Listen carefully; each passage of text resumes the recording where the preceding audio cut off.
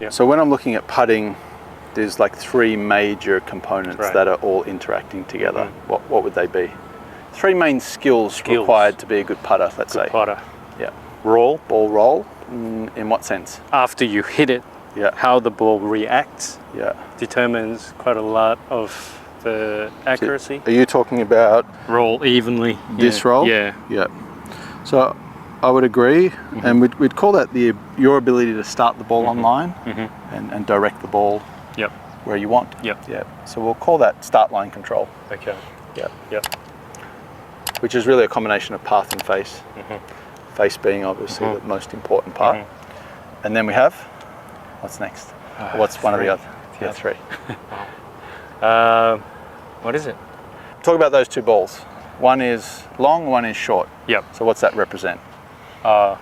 Speed. Speed. Yep. So that's another skill requirement.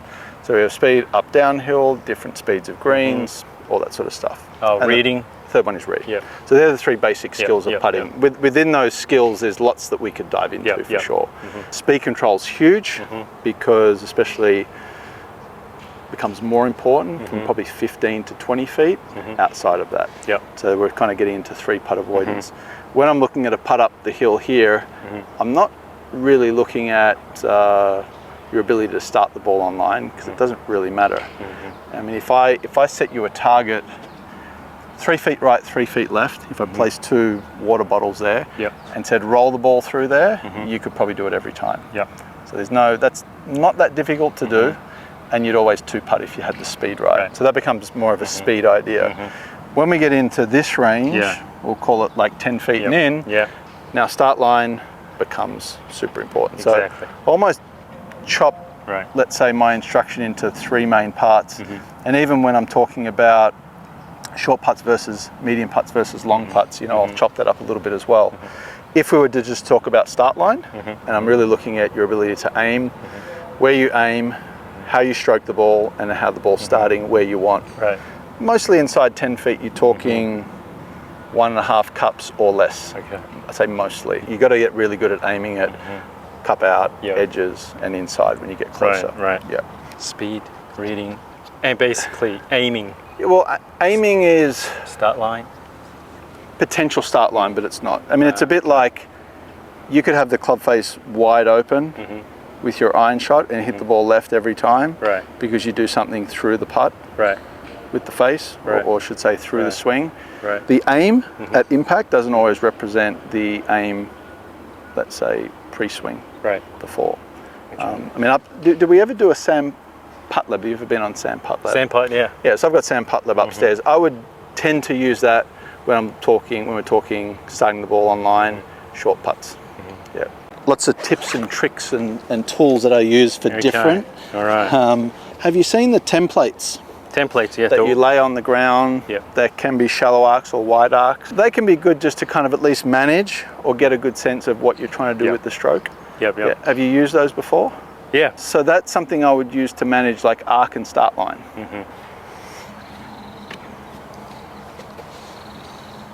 Just start with this and just make some strokes for me. Okay. When you're stroking there, does that feel like you have to arc the putter a lot? Does it feel pretty natural for you? Feels I have to arc quite a lot. Okay, so it's quite conscious. Take your left hand for me. Okay, that's about where you usually have your left hand? Yes. You use reverse overlap? Just like that. Good. You just hold it there. Lower it down for me. Okay. I would, if anything, leave your arm in this position, but I want to bring your right hand a bit more underneath. Just a little bit more. Like that? But you can leave your arm basically in that position for me. You should make it a little bit easier with your hand position. Now, because my right hand is a bit underneath, it feels a lot easier to kind of move. Make an arc. Let's hit a few more putts there. I'm just going to film one over the top of you. Go for it.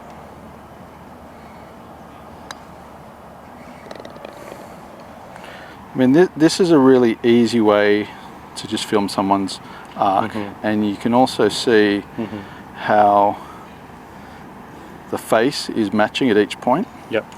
I think you do a pretty nice job here, to be fair.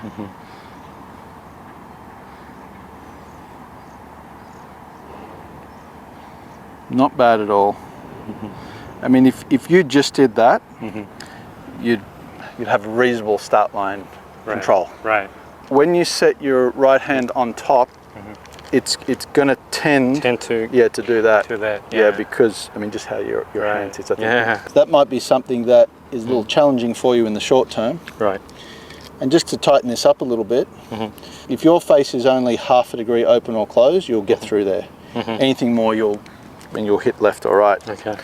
Face is going to have 85–90% influence on the start line, and often like where you strike it. Let's say in the center of the putter as well is like pretty important. It's amazing. Let's do a few more of these.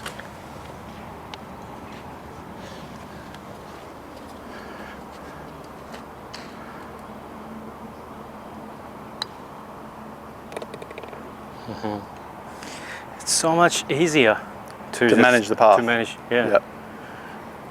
Just so many little things that I learned today. Just ball position and just the right hand a bit more underneath. But everything looks pretty good. Your ball roll, I usually like to see the ball roll under the ball under left eye, which looks like it is. You've just got a soft amount of shaft lean, which also looks pretty good.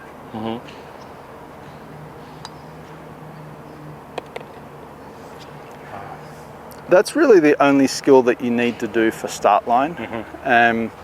When you're standing over that, does that look pretty straight? As in just that? By aiming? Or? Yes. Yes. Yeah.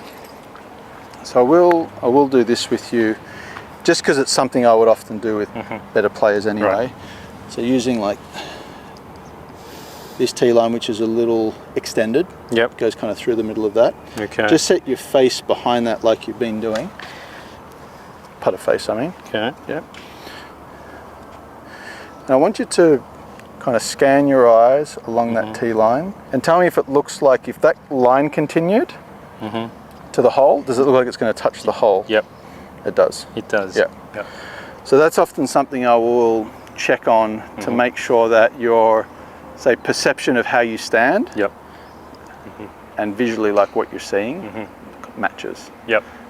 Often if that's skewed, you can tend to see students will misalign the putter face. Okay. Even if they have good stroke or good technique, if that's not right? I would often say if they don't see straight, sometimes the stroke will get pushed in a direction that matches what they see. Okay. So an example might be if you took your setup, and this is not anything that you need to change, of course, this is just more a bit of information. And if I said to you, stand, let's say 4 inches further away from the ball with your feet. Yeah, good.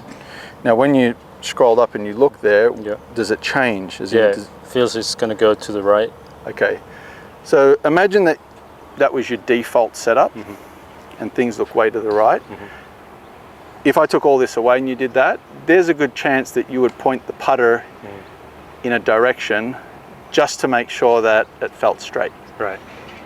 So what we're trying to do, really at any level, is try and bring visually what you're seeing over the golf ball with the face, if you use a line on the ball with the putter face to the target, as close as possible to the target. So at least we start off with reasonable aim, which obviously then flows into like controlling the face, the path, that sort of stuff. Nice. Perfect. It's a good little drill.